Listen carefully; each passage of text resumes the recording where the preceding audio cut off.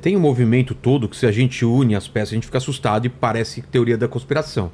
Você vê os bilionários desesperados construindo bunker, você vê um movimento de, porra, a gente precisa de mais energia, mais energia, mais energia. O movimento do Trump, tanto de tentar anexar território e também barrar a China. Você vê esse movimento de drone, de luzes, parece que está todo mundo investindo em defesa, em se proteger, a criar barreiras, porque parece que a guerra vai ser de informação, de inteligência artificial. A gente tem um programa aí também só sobre computadores quânticos. Sim. Essa guerra do computador quântico, eu tenho lido que está muito mais avançado do que a gente imagina. Sim, que muita coisa não estão falando para a gente. E também vai precisar de mais energia para isso também. E aí? Não é um cenário que você pensa e fala, cara, é meio catastrófico o negócio. Mas assim, tem uma analogia que eu acho interessante. Como eu fico mais tranquilo, entendeu? Assim, teve em 1898, eu acho, 97, teve uma previsão em Londres. Ih, ó, olha só.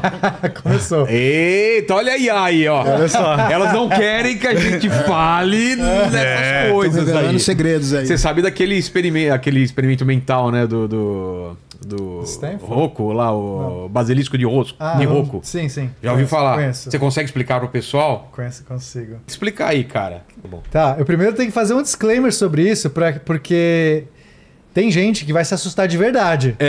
Então, primeiro assim... Meio que assustou uma galera no fórum. Eu não tenho problema. O basilisco de Rocco é um instrumento mental. É uma coisa meio que um cara propôs num fórum.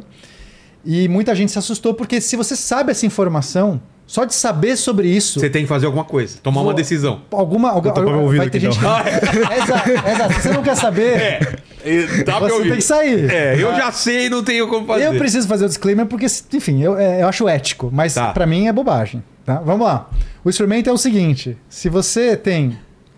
No futuro...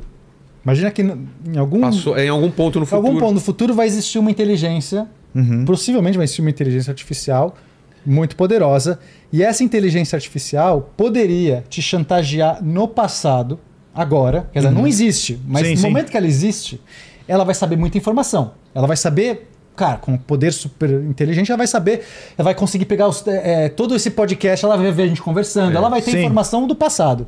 E ela poderia, então, olhar todos os humanos que não contribuíram agora nesse momento que eu estou te falando isso, ela poderia dizer assim, todos os humanos que descobriram essa informação agora têm que fazer de tudo para que me construa.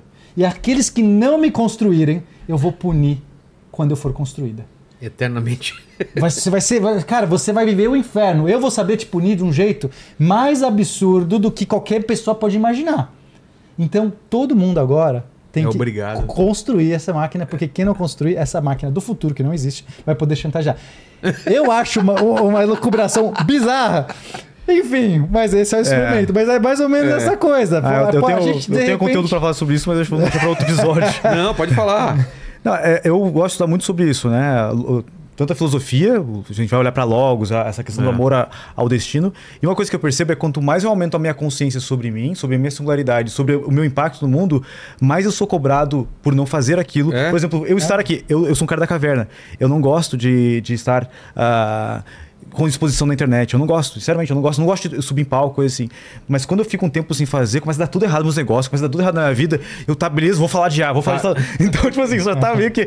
Mas não por causa desse experimento em si, mas eu acredito que quanto mais consciente tu tá sobre coisas, por exemplo, o que é a tua arte, né? Tu tem uma capacidade de comunicação, de fazer perguntas que vão extrair das pessoas aqui uma forma das pessoas compreenderem que justifica todo esse teu sucesso, claro, com base em tudo que tu já fez, mas é a tua singularidade, a tua genialidade, aquilo que tu é incrível fazendo. E se tu não fizer isso, como eu já por um tempo eu não fiz, eu entrei em depressão. Porque eu senti, cara, porque eu não estava contribuindo. Porque eu tinha consciência de como eu posso contribuir. Então, é isso que eu digo, assim, já existe uma certa forma, de certa forma já existe também, que é quando tu tá consciente sobre a tua capacidade de gerar valor para as pessoas. Por exemplo, eu estou aqui, principalmente por quê? Porque, cara, eu quero alertar as pessoas, eu realmente quero que as pessoas possam, mas tu tem isso, tem aquilo, é bom pra minha imagem, bom para os teus negócios. Porque aqui o pessoal ouve uma coisa aqui, outra coisa aqui, você vê um programa inteiro onde você fala, eu vou entender todo o contexto e aí eu tomar minha decisão ou ter uma opinião sobre, né? E aqui que eu gostaria que as pessoas saíssem desse episódio aqui, não aterrorizadas, não pensando que é o fim do mundo. Eu quero que elas pensem tudo a gente ainda está construindo. Esse avião não... Exatamente. Onde a gente tá na pista? Para mim, o avião ainda nem na pista tá. Nem saiu, ele nem saiu do hangar. Nem saiu do hangar. Nem tá taxiando. Não, tá taxiando. Ele começa a decolar na AGI, que eu acho que chega esse ano. Na inteligência artificial geral. Mas ainda assim, a gente tem esse domínio. O avião tá aqui, a gente tá vendo.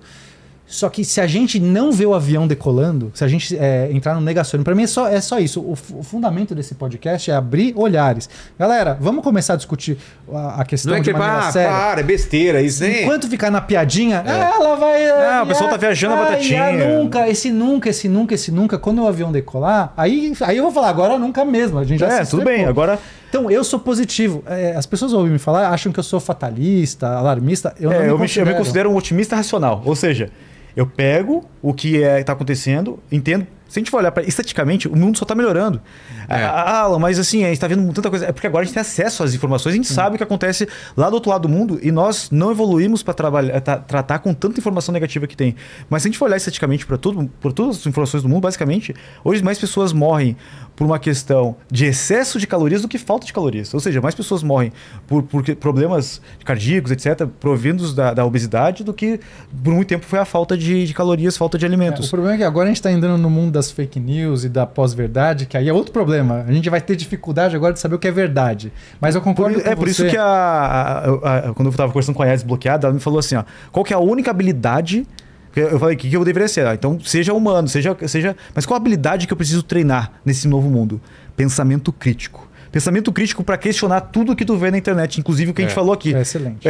Pensamento crítico para dizer assim, o que o Pena falou ali sobre tal coisa. Pesquisa. Exato. Esse é o melhor conselho. Não acredita no que eu falo, no que o Alan fala. Não acredita. Ninguém fala. Cara, começa a analisar, captura os vários dados que você tem e vai fazer sua pesquisa, vai buscar fontes por conta própria. Mas Alan, fontes contraditórias. Pena, como eu sei que essa decolagem aconteceu? Qual é o evento? Qual é a coisa que eu não preciso ligar para vocês aí e falar, não, eu vi uma notícia, eu vi alguma coisa acontecendo, pronto, essa geral aconteceu. Hoje... Ninguém tem digamos que a gente estava falando no comecinho, né, para definir a AGI, a gente tem vários benchmarks, por exemplo, lembra do robô que faz café? Sei. É um benchmark para a gente definir que a robótica atingiu a AGI. Mas talvez só depois que acontecer, você vai olhar para trás e ver onde ela exatamente muito mais fácil ligar os pontos quando a gente olha para trás. Existem, quando a gente criou esses termos, estava tão longe que ninguém se preocupou em definir bem. E são definições que um vai dizer assim, não, a AGI já chegou. Para algumas pessoas, a gente já tem máquinas... O O1 para muitos foi a AGI já... E para a própria OpenAI. O O3, né? O O1 e o O3 da OpenAI, muitos já estão definindo que aquilo já é AGI. Inclusive tem programadores que tiveram acesso já antecipado, já falaram, cara, isso... É AGI. Mas assim, eu tenho meu critério pessoal e aí agora a gente vai entrar nesse detalhe. Por isso que também não vai importar um momento exato, desde que 90% da comunidade comece a falar chegamos. E para mim esse seria o marco. Não é o Pena falar, mas cara, dos especialistas de IA, 70% já estão falando, cara, chegamos. Em algum momento eu vou falar. Eu vou dizer, vou ser mais uma voz, o Alan vai ser mais uma voz. Então para mim seria esse o marco, Quando 70% de todos os especialistas estiverem falando chegamos, vamos assumir que chegamos, porque se não chegou também, é no mês seguinte, aí meio que é irrelevante.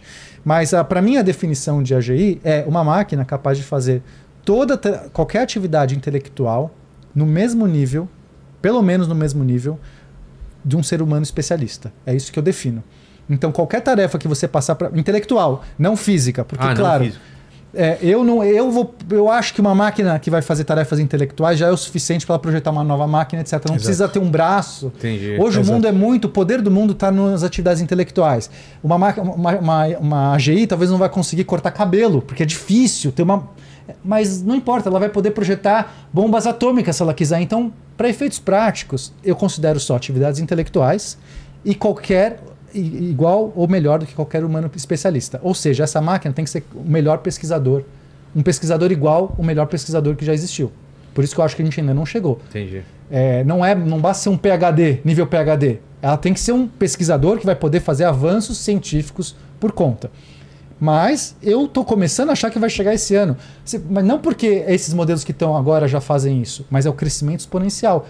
Até um ano, daqui um ano, né? A gente está no começo do ano, até o final do ano, é como se fossem 10 anos de evolução de tecnologia, os últimos 10 anos. É mais ou menos isso que a gente tem que pensar. Eu sou empresário há mais de 10 anos. E assim, vi muita coisa acontecer. Principalmente quando entrei em alguns mercados que são mais rápidos. Mas eu nunca vi nada comparado a isso. Eu tô desde o finalzinho de 2022 nesse mercado. Parece que eu vivi já uns 15 anos nisso. É como se fosse um buraco negro ali que distorce o tempo e as coisas são muito rápidas. A gente conversa, eu e o Alan, a gente está nas mesmas comunidades, a gente conversa bastante sobre isso. Todo dia, Vilela, todo dia. É impossível, né? Saem 2 a 3 notícias que a gente tem que comentar. Não tá dentro disso daí, a gente que tá dentro, estudando todo dia de madrugada, eu fico estudando isso. Sim. Eu não consigo. Debatendo, porque acompanhar. A gente, no grupo... Eu não consigo acompanhar tanta coisa tão consegue. rápido. Eu fico assustado constantemente. Toda semana tem alguma coisa que me dá uma assustada. Toda semana eu entro no Olhar Digital para falar sobre isso, então eu tenho que estar antenado em tudo. Eu tô quase num burnout, porque é impossível acompanhar. Eu tenho a quantidade de leitura, a quantidade de acompanhar, ler artigo e debater, porque você lê um negócio, agora você tem que conversar com uma galera que também manja. Eu não sou uma ADI nível... Quer dizer, eu sou uma ADI por definição, mas eu não sou o melhor especialista humano. Então, você começa a ter que debater com outras pessoas. É meio que insano. Só que isso está acelerando. Então, no ano passado, digamos, cada semana tinha uma notícia bombástica, um lançamento. Uma ou duas, sim. Você fala assim, nossa, teve isso que se comentava durante a semana. Hoje é todo dia. Todo dia. Hoje, se eu abrir aqui meu grupo, eu vou encontrar uma notícia que eu falo assim, olha... Do que é falado e ainda do que tá para rolar, você nem sabe. Quanta coisa a gente não sabe, a maioria das coisas... Quando você vê o número de papers, artigos publicados de inteligência artificial, o número é assustador, é astronômico. Cada ano está duplicando, triplicando... que isso é o que está chegando, né? Então, todos os indicadores estão mostrando que a convergência é muito grande, a gente está se aproximando desse momento que o tempo do ser humano não dá conta mais da evolução do que acontece. Então, por isso para mim é muito claro, a gente que vive isso no nosso dia a dia, cara, tá batendo na nossa porta, tá gritando com a gente. E não é só a gente, o Pena, quem é o Pena, quem é o Alan? Cara, você pega os especialistas do mundo. Pega os caras que estão criando isso. Esse cara, o Geoffrey Hinton, esse cara ganhou um prêmio Nobel ano passado, né? Que já viram. Ano passado ele ganhou o prêmio Nobel de Física em Inteligência Artificial. Eles transformaram um prêmio, não tem prêmio Nobel de Inteligência Artificial, deram meio que transformaram a pesquisa dele, isso aqui encaixa na física, mais ou menos, deram um prêmio Nobel para ele. Tão significativo que foi, né? Só para você entender a importância, não é um cara qualquer. Esse cara, ele é o cara mais citado de inteligência artificial no mundo.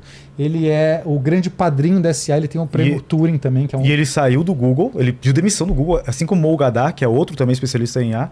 Ambos pediram demissão do Google para poder falar a verdade sobre IA, porque lá eles tinham contrato e não podiam falar. Não é um Pena. E aí você vê... Imagina os caras abrir mão de contrato, abrir mão de uma grana muita grana para poder falar, gente, acordem. O mundo precisa saber o que está acontecendo sobre IA.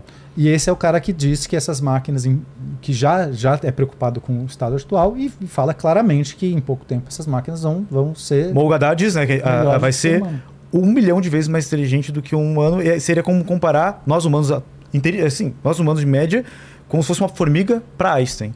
E ele falou, isso no máximo é 2030. Cara... E aí, por que quando o Elon Musk fala um negócio desse, ele tá falando isso porque ele quer parar a conconcorrência e ele alcançar os caras. Exatamente. Mas esses caras não têm esse interesse. Não, o cara saiu são cientistas que perdem dinheiro ao sair de uma empresa. Sim, são muitos casos. Claro que a gente escolhe alguns para citar, mas quando você olha essas cartas que eles assinam, tem um outro cara que eu gosto muito que é o Max Tegmark, que ele tem o Future of Life Institute, que é basicamente um instituto para lidar sobre isso, sem fins lucrativos. E aí ele colocou uma dessas cartas aí. Quando você vê a galera que assinou, são todos os especialistas. Os maiores especialistas. De IA, dessas Big Techs. São os caras que eles sabem o que está acontecendo. Não é o Pena que... O Alan ali que fez um agentezinho, não. Se pegar os top 10 especialistas, só vai ter um deles, que é o LeCun. Só um. Que vai dizer assim, não é tudo isso. Só um. Imagina, tu pega os 10 tops. 9 deles vão dizer, cara, a gente precisa olhar para isso, a gente precisa ter atenção. E que tá fora da caixa ali. E eu acho super importante existir o LeCun. Claro. Assim, legal, vamos ter o contraponto. Mas parece, no Brasil, especialmente, quando a gente olha, todo mundo que fala de IA no Brasil, parece ao contrário. Tem 10 LeCun falando, não é nada disso, vai ter um idiota ali. Acho que a gente tem que dar uma equilibrada, no mínimo, sabe? Nesse diálogo. Eu acho que a gente fez esse trabalho aqui, né? A ideia da gente vir... Fazer o contraponto aí. A gente nem se conhecia, né? A gente se conhecia aqui. Sim. A gente só nos grupos lá que a gente foi se conhecer aqui, mas foi muito bom. Legal.